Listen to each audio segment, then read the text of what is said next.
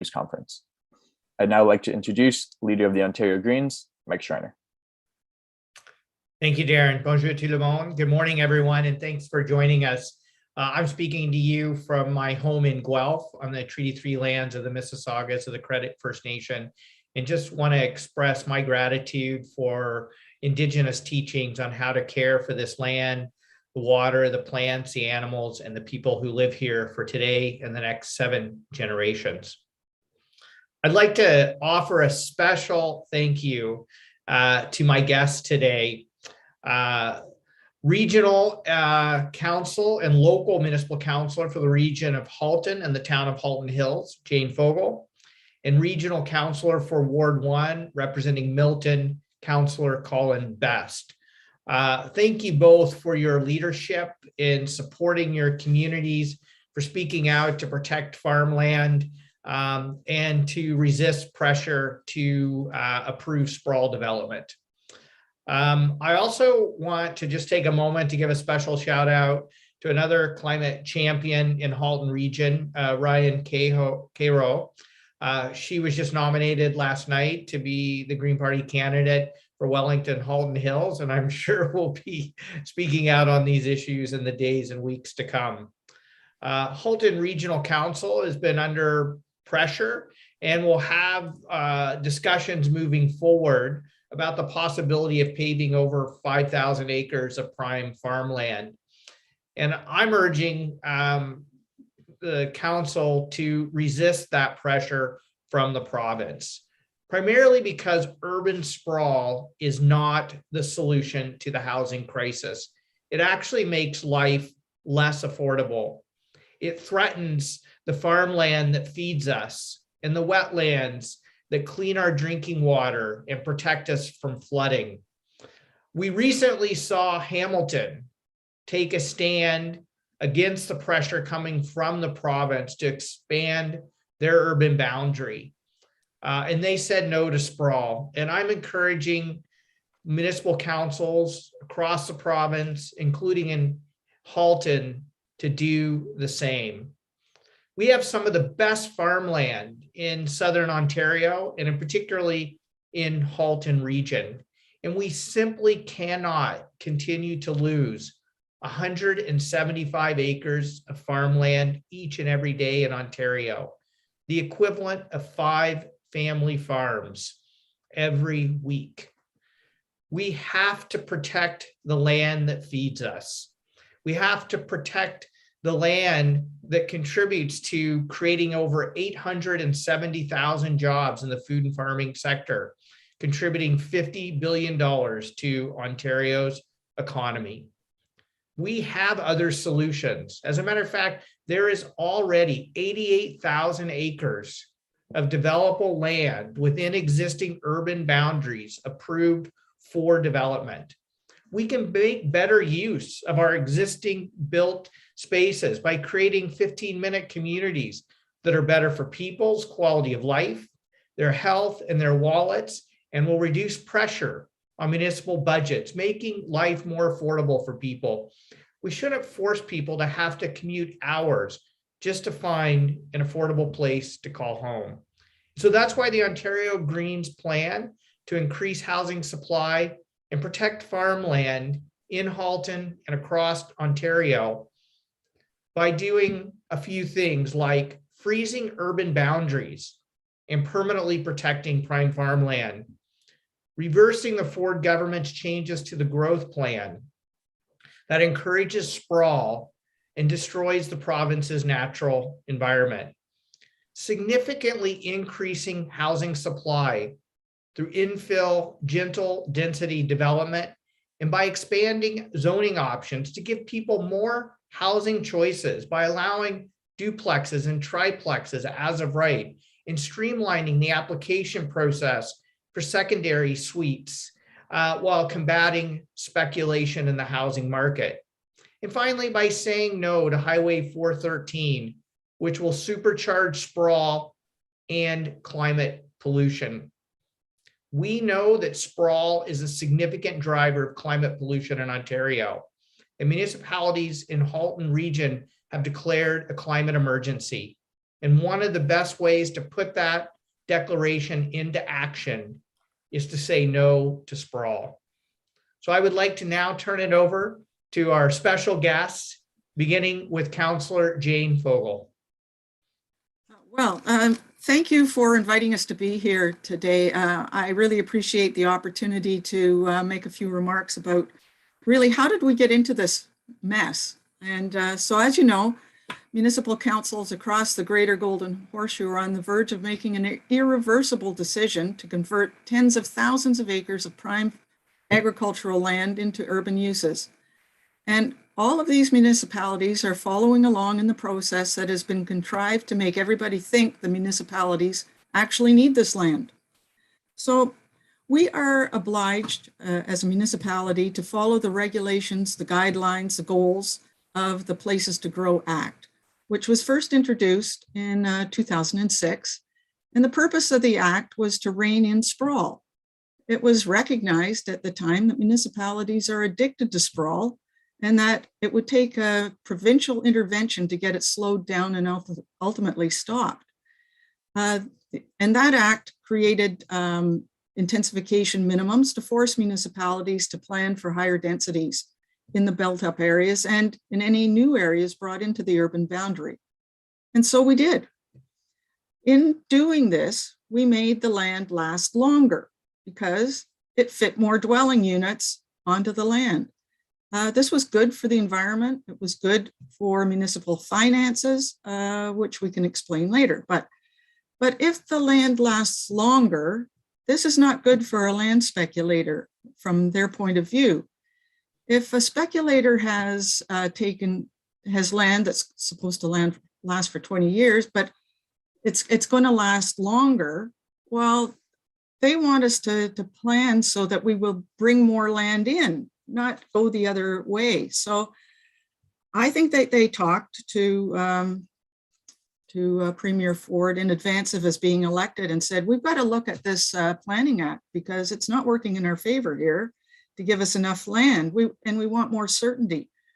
So in dribs and drabs, subtle changes were made to the Planning Act, the Places to Grow Act. So they came through the planners to the municipal councillors a bit at a time, and each one of them seemed not that bad. It's when you take them all together that it's bad. So the first thing was that municipalities were told they had to plan for the market for single-family dwellings. Well, we've never been asked to do that before, but okay. The next thing was, well, we're going to give you the methodology for figuring out what the market is for single-family dwellings. And this is the really bad part. This is where they told us, we've got to go back in time for the past 30 years, see what got built for singles, and take an average, and then put that out as that's the market for the next 30 years. Now, that's absurd, but the effect is that we have to take more land because singles require more land. So it was to make us bring more land in for a market that's fake. It's not real. And I'm sure Colin is going to talk about that, what the reality is. But the next thing is, normally we would plan for 10 years in advance. 10 years is a pretty good chunk of time, and things change over 10 years. So you don't get too far ahead of you in your assumptions. But they doubled the amount of time. So now it's 20 years. And of course, if you double the time, you double the land. So, I mean, that's the problem that we are faced with. And it's a problem for us now to convince the councillors that we're being taken in on this and we shouldn't play ball. Yeah, I think those are the main things that have gone on. And then when it comes to public engagement, well, we haven't been able to really explain something that's complicated to the public. The planners run the public engagement. They present an awful lot of material in a short period of time. When there's no discussion, they've got maps that you can't see on the screen. You can't get it figured out before they go to the next slide. And then we're done, So that's why Halton asked for a delay. If we could delay this until we could do in-person consultation and really get everybody to understand what we were doing.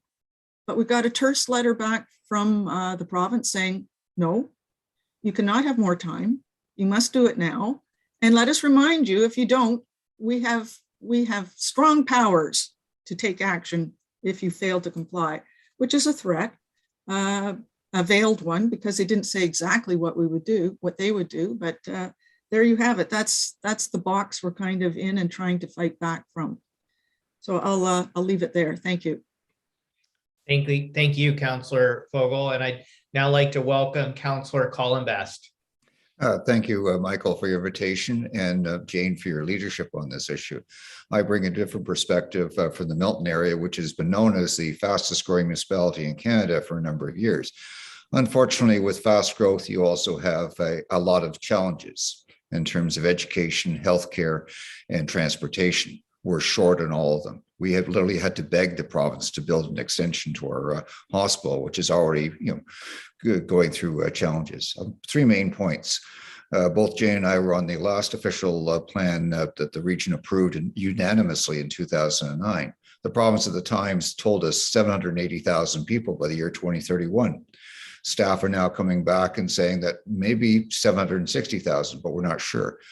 In the meantime, provincial governments, and it doesn't matter which stripe you are, said, oh, we have to add another 40,000 people. We're not going to get anywhere close. And we haven't even in the Milton area began the secondary plans, which are already close to 2,000 hectares or 5,000 acres along the Trafalgar Road or Britannia Road corridors. It's something that can be changed, and builders and environmentalists are noting this. One thing I found in all the official plan meetings is that they both agree. The answer is the missing middle, gentle density, and builders are already changing that. We just had an application in Milton from a builder for an area. The average was 109 people per hectare. This is mostly semis and townhouses. You don't need high towers. What the province is telling us, and Jane's quite correct, is 65 people. Well, sorry, builders aren't building 65 people per hectare. They're going into the middle. They're actually done. We've had 2 applications in the Milton area that have come back and been revised for higher densities because the builder recognizes that at the average price of $1.4 million for a detached house in the Milton and Halton area, people can't afford it. They're actually leaving this area and going out to Kitchener, Guelph, and is, in your area, and Cambridge.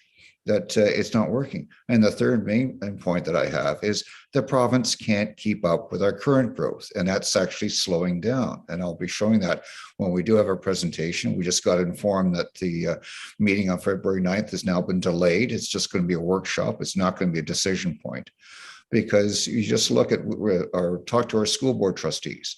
I've talked, both boards say they're short 3 schools each, including high schools in the Milton area, to keep up with their present growth. We have over 300 portables in the Milton area alone. I can show you, we have 60 portables at one high school. We have to actually bus the teachers in because the parking lot's been used up by portables. It was the same with healthcare, same with transportation.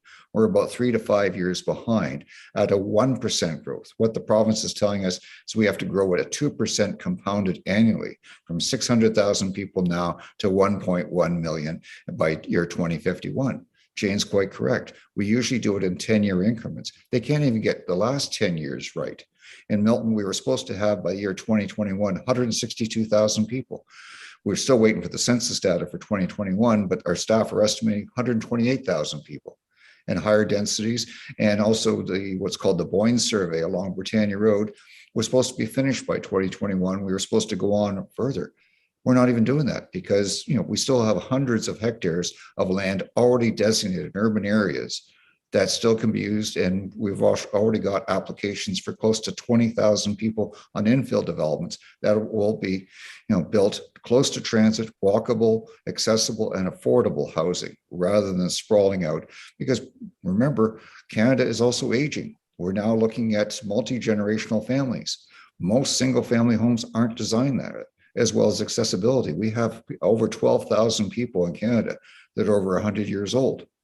And it's one thing that we aren't designing for, that what's called the 4th generation in the real estate market, is people that want to live independently at home, which is more efficient in terms of long-term care and effective, because government can't build enough long-term care beds. We have to have families involved and service providers in their home where they feel, a better lifestyle for them. So I'd like to thank you for your presentation today, and I'm looking forward to the questions. Thank you, Councillor Best. And we'll now take questions from the media. Thank you. Just a note, if you would like to ask a question, please use the raise hand function or page me in the chat. To start, we'll do one question and one follow-up. First up, we have Adam Donaldson. Please unmute yourself and go ahead. Thank you, Darren, and good morning, everyone. I kind of want to attack this from the point of view of sort of the developers and from buyers themselves, because what we're hearing all the time is people want the quote unquote Canadian dream. They want that single detached home. They want the big yard. I mean, is it time to just sort of get real with people that, that's not possible? I mean, are our developers selling something that municipalities are saying can't be achieved anymore? Well, Adam, thank you for your question. Good morning. And I think Councillor Best really addressed the issue around the continuum of housing. We have a number of seniors who would actually like to downsize, but can't find an affordable or an appropriate place to downsize. And then that backs up the continuum. So young families who want to purchase those single family homes that seniors want to move out of are unable to do it. And so we have to come up with a continuum of solutions around making sure we address a housing affordability at all stages of people's lives. The other thing that so many people, and especially an increasing number of young people, are saying is that we want to live in great communities. We want to live in communities that are livable, connected, affordable. We want to live close to amenities to support the small businesses we want to support, to access the services we want to access, to be able to work close to home. No one wants to have an unaffordable lifestyle where we're forced to commute hours just to find an affordable place to live. And so there are a number of developers, and again, I think both Councillor Best and Fogle address this, that are wanting to build those kinds of communities, are building those kinds of communities, but we're under intense pressure from the provincial government, driven by the interests of really putting land speculators ahead of what's good for people and communities and municipal budgets, to build those livable, connected, affordable communities. And so that's why I think you're seeing this growing movement. There's a growing movement in Halton and many other regions across the province to say, stop the sprawl. I know, councillors, do you want to chime in on that question? Sure, you're going to go, Colin? I can. Okay, Jane, you want to take this one, or I could take it? Well, I mean, I would just say that in my town, almost all we've ever built is single family dwellings. What we haven't been building is that missing middle. So certainly there's an opportunity as those people move on from those older areas that have single family dwellings are going to open up for new people. And there's great areas there, but where else are those people that currently live in them going to go to? And I absolutely believe that what Mike was saying about people wanting to live in interesting places. And they have been living in interesting places, and they're getting out of them because of the pandemic right now, because they're not interesting at the moment. That's what attracted them in the first place. So I think we are going to be giving people the opportunity to have a choice. And we need to just make more choices available to people in the places where they want to live. There are people that want to move out who want to stay in their own neighborhood, but they can't. They got to go somewhere else, which isn't really fair either. Adam, do you have a follow-up? I do have a follow-up. It's for Mike specifically, and I'm not sure if you saw the Tribune article yesterday that said 1 in 5 home purchasers in Guelph are not living in the home they purchased. They're flipping them to rental properties, or perhaps they're sitting on the home, parking the money, or are using them as second homes. How do we tackle that part of it too? The people who are, using homes as junk bonds. Yeah, we absolutely have to address speculation in the housing market. That's exactly why the Ontario Greens have called for expanding the vacancy tax across the province and applying it to residents and non-residents and increasing it from 15 to 20%. We have to essentially, as a society, I think, agree that housing is for people, not speculators. A home is for people and families. And we have to put in the tools that are going to take the pressure off of speculation in the marketplace. And that's exactly what we're proposing to do. Thank you. Next up, we have Melissa Candelaria. Melissa, please unmute yourself and go ahead. Thank you. Good morning. I have a question here. This might be best for Councillor Best to answer. I'm not sure, but we'll see. I want to understand, and I want to have our viewers understand exactly why not expanding the urban boundary and not having more land for development wouldn't meet the needs and the challenges that we currently face in places like Milton, which is ever growing, and the rest of Halton. Isn't there an opportunity there where we can allow for this and have smart development in that area so we can allow for more affordability and allow for more options for our residents? Yes, thanks for the question, Melissa. Yes, we can do it. Actually, the regional staff, when you go back to halton.ca ROPR, you can see the option for 3B, which is no urban expansion. It did, show that it can be done. And we have been doing it, not only in Milton, but also the other 3 municipalities. And by the way, all 4 municipalities as a causal region unanimously voted to declare it a climate emergency. What we're seeing in these preferred options is just more playing the same. Well, we've also had a pandemic, the first one in almost 100 years, which planners are now saying we have to look at pre-pandemic and now post-pandemic. We have a huge change in our transit systems, employment, residential, and we can do it within our current urban areas because we're not even growing there. The secondary plans I was mentioning along Trafalgar, Britannia Road, we haven't even started doing those plans. They could easily accommodate the proposed populations, which when the census numbers come out, I think people will be very surprised to see that the growth isn't there because, as we've mentioned in the previous question, people are using houses as like bank accounts. They're not being used as housing. And that's the biggest problem we're having right now is vacant homes and short-term rentals, which are taking much needed housing out of the housing stock. If I could just add something to that. We went through a planning exercise in Halton Hills to plan 1,000 acres called Vision Georgetown. And I was on the committee that was sort of overseeing it. We had residents on it, but we had the developers there as well. And we were all saying we wanted to use that opportunity to create a new neighborhood around a central, commercial core and have greater density around it. And there was tremendous pushback that we weren't allowed to do that nobody would, the developers wouldn't agree to it. And our planners said, oh no, it wouldn't fit in with the rest of the town and all of that. But really what we need to do, since we haven't built anything and we're a couple of years away, is to relook at that and see if we can't plan it the way they are doing now in Europe. In places like Freiburg, Germany, they added a whole neighborhood onto the city, but the city itself took control of it and they built it with more density. They built it so it was less car-centric. They discouraged cars. They didn't ban them. They made the streets safer. They got it so there were more kids out on the street and people knew each other and they could walk to everything.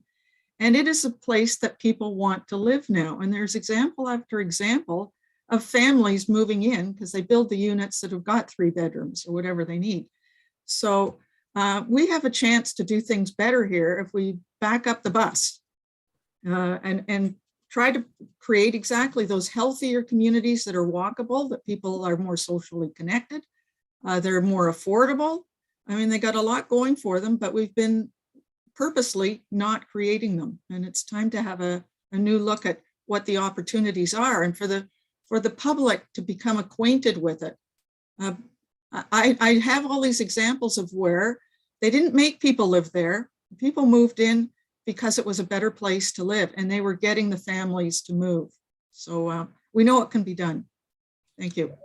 And if I could just briefly address, sprawl makes life less affordable. The pressure on municipal budgets to service sprawl, to run transit, roads, sewer lines, stormwater, just the list goes on and on. If the infrastructure cost to service sprawl is becoming just unaffordable for municipal budgets, and it's less affordable for people, that we're forcing people that their only option is to commute hours, and the cost of commuting is only going up. And we're forcing people to commute hours to find an affordable place to live, especially when people want to live close to where they work and where they shop and where they connect with other people. And so we can build livable, affordable, connected communities. We just have to have the political will to do it. Melissa, do you have a follow-up?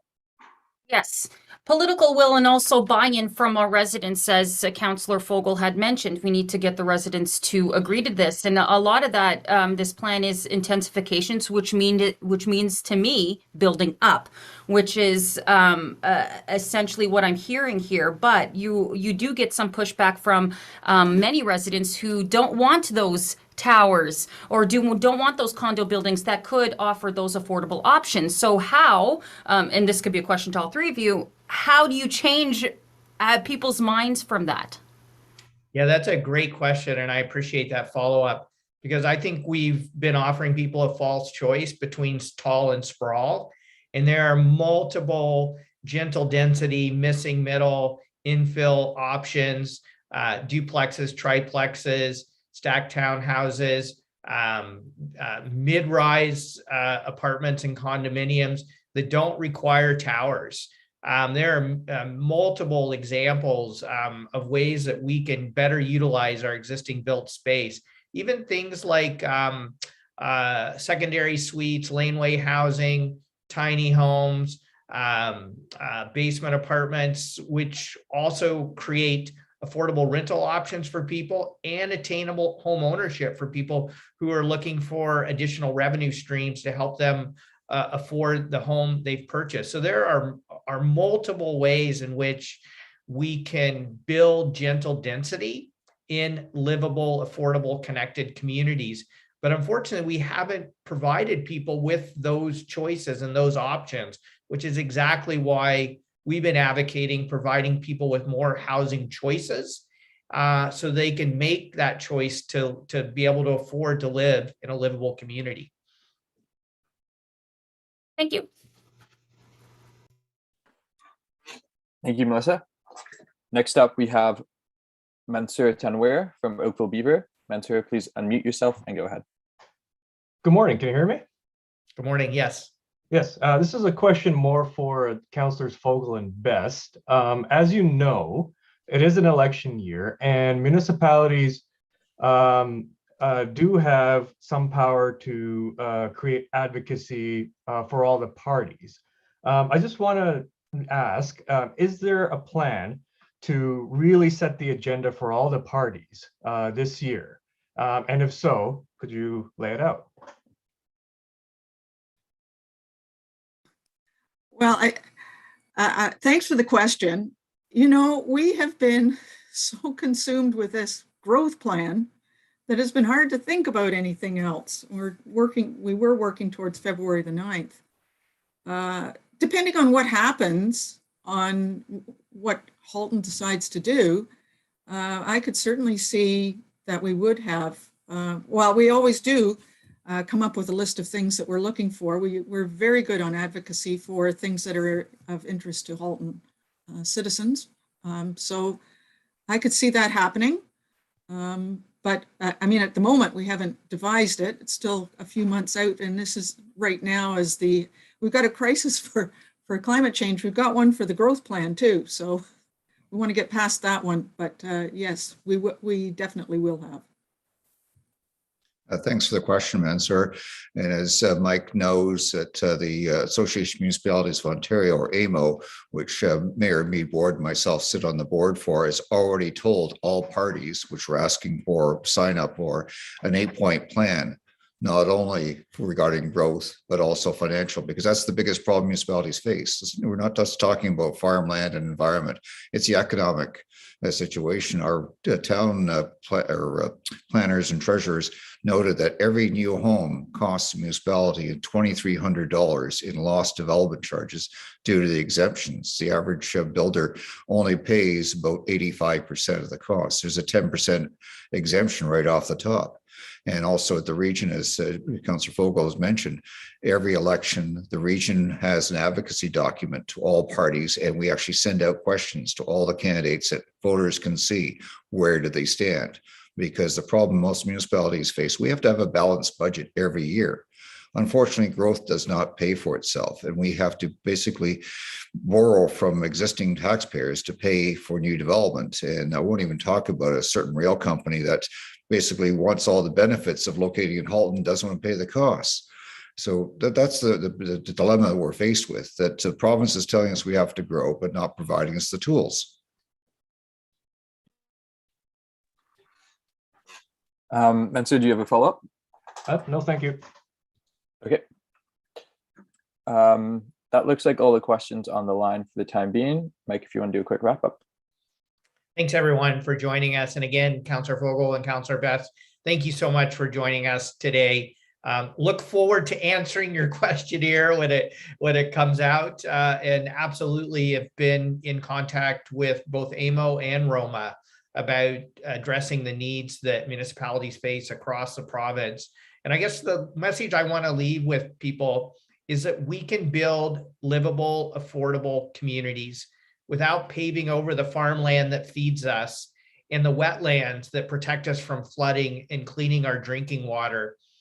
We can build communities that are great places to live, where people can live close to where they work and close to the places they want to shop, the services they want to access. And we just need a provincial policy framework that works with municipalities as partners to develop those livable, affordable communities.